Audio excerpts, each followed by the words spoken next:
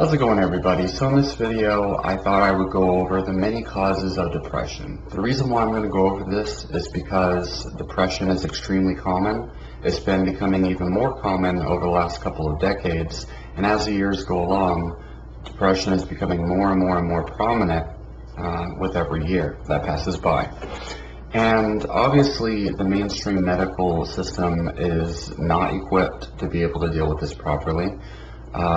Most medical doctors and even therapists have very little understanding of the broad spectrum of what causes depression or what influences it. And most average people in the population, they have very narrow-minded understanding of what depression is, where it comes from, and why they're possibly depressed. And as somebody who has dealt with extreme depression for long periods of time throughout their lives and has learned how to conquer it, I feel like I can help other people understand it on a broader spectrum. I can tell you that most people, the reason why they're suffering with depression, especially prolonged depression, and why they never solve it is simply because they don't understand it and because they have a very limited belief of what depression is and where it comes from. Most people automatically assume that depression is something they're doomed with. They assume that it is a genetic thing. Their mom had it, their dad had it, their grandma had it, even though everybody around us has it to some extent, and generally it's very, very severe, just mainly because of our modern lifestyle, for example. But without having any concrete evidence that they have a biological condition of depression, they automatically assume, oh, it's just my neurology, it's a neurochemical imbalance. But they haven't actually tested their neurotransmitters. There's not even a way to actually test neurotransmitters in the way that we can test for cholesterol and nutrient deficiencies. There are actually brain scans, to measure the electricity in the brain. But those don't tell us much. And if you do have a neurochemical imbalance in the brain, you can heavily influence it using a variety of different strategies. The foods you eat drastically change your neurochemistry. There are some foods that can make it worse, some foods that can make it better. You actually need certain nutrients from certain foods in order to produce these neurochemicals. If you're not eating the right nutrients, if you have a nutrient deficiency, for example, vitamin D, something that 80% of the population is deficient in, you won't be able to produce serotonin or even dopamine for that matter. You won't be able to sleep with the vitamin D deficiency. And so to think, oh, I'm just doomed, I've tried everything, blah, blah, blah, but then you haven't even tried to look at what you might be deficient in and these other things is really sad. Like, because it's first of all, it's factually incorrect to think you're just doomed with depression because it's genetic, it's something you're going to have to live with. To think you're going to have to be on medications for the rest of your life is factually incorrect. You have no evidence. It's just something you're assuming because your doctors have told you that and other people have told you that your entire life. So, if you're one of those people that is attached to that idea, no one can help you. You're never going to be able to be helped if you believe that you're doomed with depression. And I wish it wasn't that way, but that's the honest truth. And that's the number one cause of most people's depression, is that they think they're doomed with depression for the rest of their lives. They think that it's a genetic adherence and that it's like a biological defect in their brain that they're never going to be able to solve, and they're going to be on medications for the rest of their life. That is the number one cause of most people's depression. It makes it worse, it makes it prolonged, and it makes it impossible to solve. So that's sad, and that's the number one cause of depression. I wish that I could help those people because doctors try to put me in that trap too. Trust me, and it makes me sick thinking about it. That's driving the pharmaceutical model of psychology. If doctors didn't convince you that you were doomed to depression, or that you're going to have to take a medication for the rest of your life, if doctors told you, hey, there's this book called The Ultramind Solution by Dr. Mark Hyman, which talks about how to solve severe mental disorders without medication. If doctors just referred you this $13 book from one of the greatest medical doctors in the world, then they wouldn't be able to sell you guys medical drugs. So a large part of all that is fear mongering, and they're taking advantage of sick people, and it's really sad. So anyway, I'm just going to go down this list, starting with the most important first. And all of these are really important. You know, everybody's going to have different causes. Okay, it's different for everyone, and that's exactly why pharmaceuticals don't help, and that's why people are stuck for so long. Is because everyone is going to have a different problem. You know, it's not a cookie cutter thing. It's not just one size fits all. So number one is life circumstance. Okay, and this is the hardest thing for people to look at with honesty. So I know for me, this is a big cause of depression, and this is what fuels most people's depression. That usually will be solved depending on how they deal with it. So, for example, if you don't have a job, if you're under financial stress, this will definitely cause depression. Obviously, the way to solve that is to get a job and get your finances on check. But what stops a lot of people from dealing with their life problems or life circumstance problems that are causing their depression is a pessimistic perspective on life. If you think, oh, like every time I get back up on my feet, something bad happens, and then I'm right back to being unemployed. Or, I would love to have a great job, but, unfortunately, life sucks, life's a bitch, and you just can't get what you want. When you have these thoughts in your head, you might tell yourself, oh, it's realistic, blah, blah, blah. But in reality, whatever you're thinking is going to influence how you deal with life, and it's going to influence how you feel about life, and it's also going to influence the things that you actually get in life. So if you're the type of person that thinks that bad things happen to you, it's going to make it very hard for you to get a good job and keep a good job for a long period of time. And what I found is people who tend to never have a job, and people who tend to have this kind of depression where they never can get their life on track, they can't get a steady place to live, a steady job, a steady lifestyle. Typically what's fueling all of this is a pessimistic perspective. And so the first thing for anyone to do is make sure that they build optimism. And when you have a lifelong perspective of pessimism, it's very hard to crawl out of that, because most people, they have justifications in their head where they think, oh, it's just realism, like, there's no such, optimism is delusion, blah, blah, blah, I'm a realist. Those are just things you tell yourself so that you don't have to change, so that you can continue believing that life is a bad place, that bad things happen.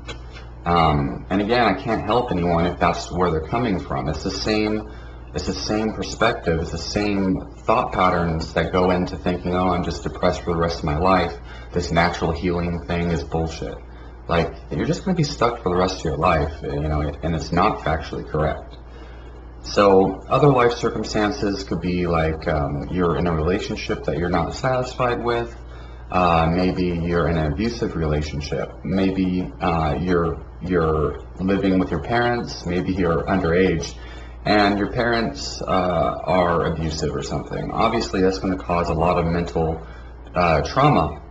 And in fact, a bad childhood can drastically influence depression later on in life. So you definitely need to take care of whatever life circumstances are fueling your depression or giving you a negative perspective on life. And again, that can be many things, but just things are not going the way you want them to in life. Like, basically, if you're living below your standards, that can fuel depression. And so the way to counter that is to be optimistic for the ability that you have to change these things. Like, okay, there's a lot of things I want to improve, And that's okay, because everyone has things that they want to improve, but I'm going to do my best with what I have to get to where I want to be. I'm going to change this. I'm going to go to school. I'm going to get this new job. I'm going to work my way up in the ladder. I'm developing a plan. When you start to develop plans for the future, you start to make goal lists every day. You wake up and you write the things that you're going to do, that you're going to accomplish for the day, and at the end of the day, you write the things that you're grateful for and the things that you've accomplished. Every single day, if you make a conscious effort to do these things, there's no way that your mind is going to be causing depression anymore. These are the things people don't do. They don't see the value in it. They think, oh, like, sure, I'd love to make goal lists and stuff, but if you really think that just journaling every day is going to cure my depression, you're such a fool. You're so ignorant. It's like this bitterness, this nonsense that drives people's mind. It's no wonder why they're depressed. And then these are the people that say, oh, I tried everything, but nope, I'm going to have to do pharmaceuticals. You don't understand depression. Like, guy, have you ever tried these things, right? Like, I used to think, oh, no, that's not going to change anything. But then when I realized, how much time I was spending on social media and spending on Instagram and spending on pornography, I was like, holy crap, man, I'm focused so much on nonsense that's not contributing to my life, and it's stealing my energy. And then I started to read books, and I started to do the journaling, and I started to do all these other things, and my life changed for the better. And it's like, wow, I wish I would have done this before. So anyway, hopefully that'll help you guys. So then, of course, there's deficiencies. There's sodium deficiencies, potassium deficiency. Believe it or not, you can be deficient in sodium if you're not eating the standard American diet. When you eat nothing but whole foods, sodium actually becomes an essential nutrient that you're going to have to add to your diet. And if you have high blood pressure, that's probably because you need more potassium, you don't need to remove sodium necessarily. Anywhere from 3 to 5 grams of sodium a day is going to be essential. And if you get under 3 grams, you're probably going to have a lot of problems, including shortness of breath, fatigue, depression, insomnia, constipation. Lots of problems happen when you don't eat enough sodium, believe it or not, especially if you're sweating on a regular basis. So then, of course, there's vitamin D deficiency. And preferably, if you have a vitamin D deficiency, or if you're not getting out in the sun, or you're not taking a supplement, really the best source of vitamin D is sunlight. In fact, I believe that there are benefits to sunlight that are outside the scope of a general vitamin D deficiency. I think that the sunlight gives us more than just vitamin D. And there's actually a lot of evidence that shows a direct correlation between hair growth, which, I'm bald and I neglected sunlight for a long time, eyesight and other things. When your body comes into contact with the sun, almost instantly you start to feel better, you start to feel rejuvenized. There seems to be more to the sunlight than vitamin D, and science is still in its infancy in figuring that out. And you guys got to keep in mind, science takes quite a number of decades for science to catch up with a lot of these things. So it's not like, oh, like vitamin D is the only thing that the sun gives us. So far vitamin D is the one thing science has confirmed. So you just take a vitamin D supplement, that'll help you with vitamin D, but there might be other benefits to sunlight that you really need. And I found, as far as depression and boosting the mood, sunlight and exercise in the sun is one of the best things. It's amazing. And so, anyway, vitamin D deficiency is a big one. An exercise deficiency is a big one. Exercise is an essential nutrient. Human beings have been getting vigorous and moderate exercise for all of our evolution. It's only until the last 100 years that we don't do farming, we don't do labor work, we don't go out and hunt or gather for our food. Human beings, for the majority of our evolution, as far as the science shows, have been walking long miles, running long miles. We're not born to be sitting down and sedentary. And so obviously that's number one as far as physical and mental health. And I have many videos on how exercise benefits the brain. It releases brain-derived neurotrophic factor, which helps your brain to organize your problems in life. It increases endorphins, which helps you feel relaxed. Obviously increases circulation, which boosts blood flow to the brain to help you think properly. Honestly, exercising in the sun for long periods of time, whether it's just walking or running, the more vigorous, the better I feel. I found to be essential. And if I have a day where I don't exercise at all, no matter what type of exercise, that's when I feel super depressed. So, you know, and people think like, oh, nutrition and exercise to be healthy. No, you need to think, okay, I'm depressed. This is my medicine. You need to eat a certain way for your own body and your own mind that makes you feel good. If all you eat is Takis and Cheetos and burritos, then it's no wonder why you're depressed, okay? Those types of foods actually cause depression. You're eating a bunch of refined foods, you're eating a lot of neurotoxic garbage like MSG and things, which there's a lot of debate on that. It's no wonder why you might feel like crap. The types of sodium you're getting are monosodium glutamate, sodium phosphate. These things are very bad for the brain.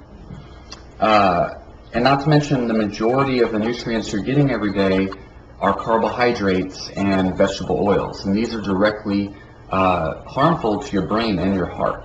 So if I could recommend any diet off the top of my head, it would definitely be the Primal Blueprint or a Mediterranean diet where that's focused on eating fish as your main source of protein and olive oil. But the ketogenic diet works wonders as well. But there are many deficiencies. Magnesium deficiency. What else? Magnesium deficiency. Even a calcium deficiency, but that's less prominent. And the list goes on. And I have many videos about deficiencies in particular. But there are many, vitamin B1, vitamin B6, is it? No, folate, which I believe is B9 or B8. There's a multitude of vitamins and minerals, vitamin C even. I've noticed vitamin C drastically improves my well-being. I think that there is a reason why people feel so much better when they take those emergency supplements.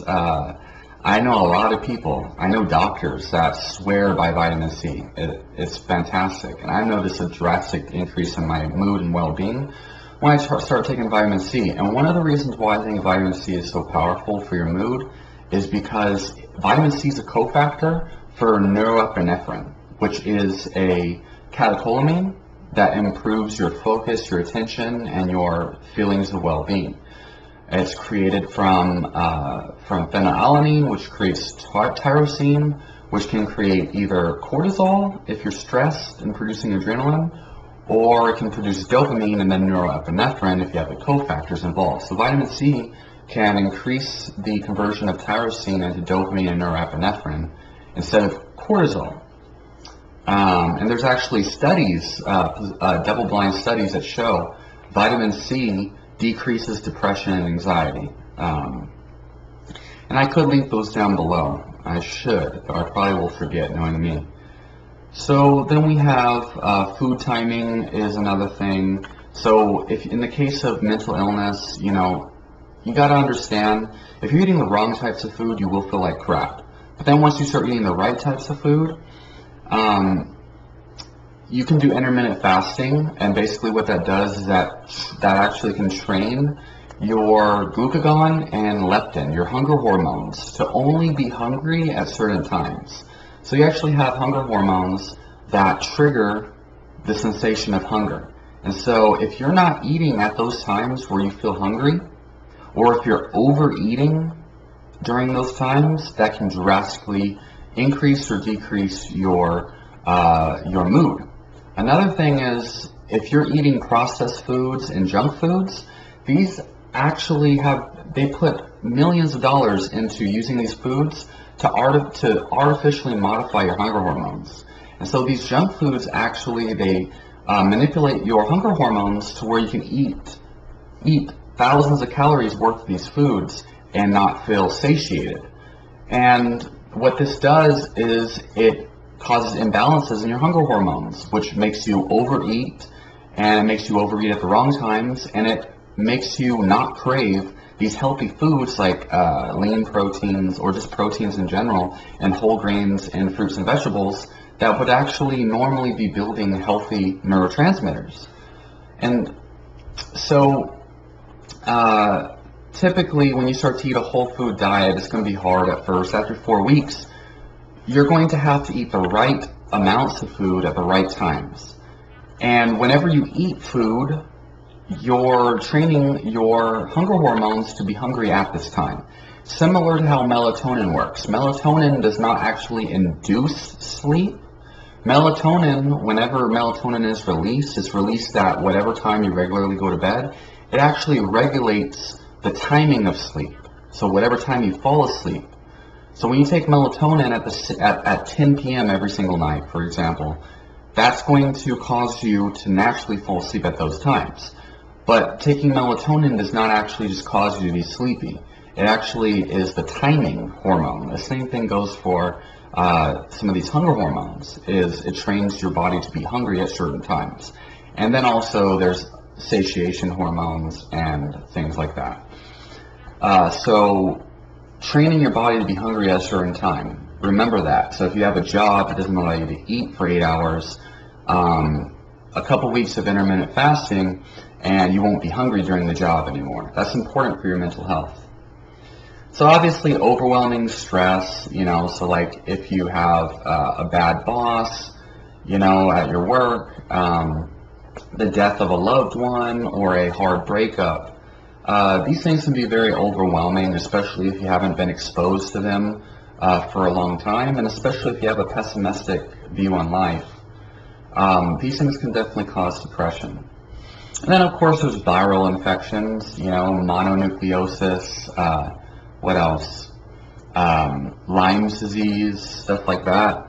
Those can all cause depression to varying degrees. And so it's very important to understand the causes of depression, because the only way that you're ever going to rid yourself of severe depression is if you know what's causing it. And so if you're one of those people who think, oh, I'm doomed for depression, it's a neurochemical imbalance, it's a defect in the brain, that I'm going to need antidepressants for the rest of my life, if that's what you think, you're never going to find what's actually causing your depression, because you've got these excuses. You've got these stories in your head that you're attached to, and they're distracting you from finding what's actually causing your depression. And then even worse is people get offended when people say that. And so they've got these defense mechanisms that allow them to stay stuck in this limited paradigm that's not helping them. Like, do you want to get rid of the depression, or do you want to always be depressed? Because if you tell yourself, oh, it's a defect in my brain that I was born with, and I'm never going to be able to get over it. You can insist that that's true all you want. But the fact is, you probably never examined all of these things I've mentioned in this video with honesty enough for you to find out what's actually causing it. So beyond that, there's one more cause of depression, and this is really bad, and it keeps you from ever finding the cause, is watching Netflix on a regular basis, scrolling through Facebook on a regular basis, essentially spending more than 1 hour on your smartphone per day. This is distracting you from life. It's distracting your thoughts from reflection on what's going on. And this is actually one way that people distract themselves from happiness and from sorting out the problems in their life, is whenever they feel stressed, they get on their phone. Like if you're in a waiting room at the doctor's and you're like, oh, this is so awkward, this is so stressful, I've been here for 2 hours. Now we got smartphones. Before we had those magazines that smell. Now we have cell phones. So people get on their smartphone, they're scrolling mindlessly. You don't even know why you're on your cell phone. You're just doing it because the cell phone abnormally stimulates dopamine to an addictive degree, which is unnatural. Okay, and so now your brain is reliant upon the stimulation from the cell phone, the constant novelty of seeing new things every second when you scroll. It's new things, new things. What notifications? What are all these people up to? This addicts your brain to the phone to the point where you don't even realize you're checking your phone. You don't even know why you're checking your phone. It's just a habit now. And people can't go 5 minutes without checking their Facebook or their Instagram. And this is only going to keep your brain from solving its own problems on its own. Have you guys ever noticed how your best ideas come when you're in the shower? Or your best ideas come when you're driving your car home from work? You know, like that's the only time that people's brain is allowed space now. If you allow more space in your brain, Jesus Christ, there's no telling what kind of amazing premonitions, epiphanies your brain will come up with. But no, people have to constantly distract their brain, stimulate the brain with this bullshit of the cell phone, you know? And the most crazy thing is that cell phone companies and these social media companies, just like with junk food, they spend millions of dollars invested in sociologists to find how can I make this product as addictive as possible. And now you got this generation of hoodlums who are like reposting memes, sharing memes on Facebook, and all this mindless crap that no one gives a fuck about. And it's like, okay, oh well, that meme's funny, haha, and then scroll on. And every couple seconds, you're a new thing. How the fuck do you ever expect yourself to focus with this nonsense, really? And I've noticed a strong correlation of habits, like a pattern of habits amongst all of the people that I've known that have depression, severe depression, okay? People that I've known for a long time, for years. So most of them eat junk food. Most of them have anemia or some kind of nutrient deficiency. Most of them are always on Facebook sharing bullshit, and then they might say, oh, I'm not going to be on Facebook anymore, but they're always on Facebook, but they just don't share memes anymore because they don't want you to think they're on Facebook. And then they have this limited perspective. And whenever you challenge their perspective, like they have this idea that, oh, I'm just depressed, I'm just a depressed person, they identify with it. And whenever you challenge them and you say, hey, you can actually cure your depression, then they're like, oh, no, everyone's different, you can believe what you want, that's your opinion, but no, you don't know me that well, it's like, so obviously, you're never going to be able to solve your depression if you live that way. And another thing is they always have life problems, whether they haven't found their passions or they don't have anything they're passionate about other than Facebook memes, or they don't have a steady job for a long period of time or what have you, or a steady household or whatever. They're not addressing things that they need to address. A lot of times these people are chronic marijuana users, which again, I don't think marijuana is bad. I just noticed that a lot of these people that struggle with these problems and are always unemployed, they are the type of people to always, to be high for a long time. And then when they get off of the marijuana, they get a job and they don't really notice much of a difference. And they're like, wow, but then it's just because marijuana relaxes you to the point where you feel like, oh, I don't really need to do anything, blah, blah, blah. They're able to just flow and live life carefree. Not saying everyone's like that, but I'm saying that a lot of people I've noticed, a lot of my best friends from back in the day tend to be that way. And so some people self-medicate with alcohol, some people self-medicate with marijuana, a lot of people self-medicate with Facebook. They're all the same thing. They're all addictions. Well, a lot of people don't. I mean, marijuana has a lot of medical applications. I'm not dissing marijuana, but they all help you forget your problems, okay? And if you're constantly forgetting your problems, how the fuck do you ever expect to solve them, okay? And so that's what this is all about. Is like, are you going to find out why do I feel this way? Why do I have these problems? And then solve those problems? Or are you going to just like do everything you can to distract yourself from it? You know? Distracting yourself from it by giving yourself an alternate story, like, oh, it's a brain defect and it's always going to be that way. Or distracting yourself by getting drunk and then you know, getting a hangover and that kind of cycle.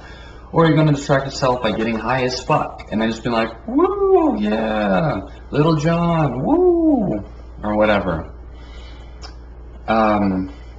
You know, so anyway, I hope that this helps people, and I hope that no one takes what I'm saying the wrong way. I'm definitely not against marijuana, and I personally don't smoke. I don't do marijuana, but I don't think it's necessarily a bad thing. I think it depends on how you're using it. There's a number of herbs and supplements people can use, a number of exercise strategies and other things, meditation and breathing exercises people can do. But, you know, it's all about addressing the root cause. So leave your questions in the comments down below, leave your experiences, and I'll talk to you on the next video.